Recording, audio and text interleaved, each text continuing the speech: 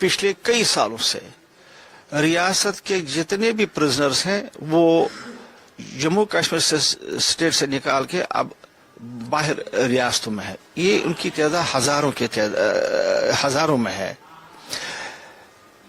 बहुत सारे ऐसे हैं इसमें जो जिनको मामूली केसेस हैं, किसी का पत्थर फेंकना है, कुछ ये वगैरह वगैरह, और जिन जुर्मों के तहत वो बंद हैं उनका तो सजा जो है उससे कम है जितनी उन्होंने 6-7 साल अब बाहर के जेलों में गुजारी हैं। वो सजा उन्होंने उसे दुगना सजा जो है ऑलरेडी उनको मिला है, लेकिन हैं बंद। हमने होम मिनिस्टर साहब से कहा कि जो ये केसेस हैं इनको आप वापस ये प्रिजनर्स को वापस आप अपने स्टेट में भेज दीजिए ताकि वहां पर उनको लीगल असिस्टेंस में मिले।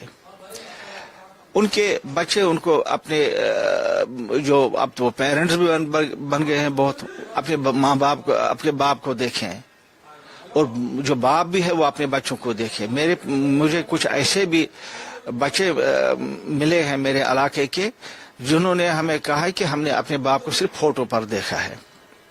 इसी तरह बहुत सारी ऐसी माएँ बहनें हैं वो कहते हैं कि हम चाहते हैं कि मरने से पहले कम से कम अपने भाई का मुंह देखें या अपने बेटे का मुंह देखें। ऐसी ये सिचुएशन है।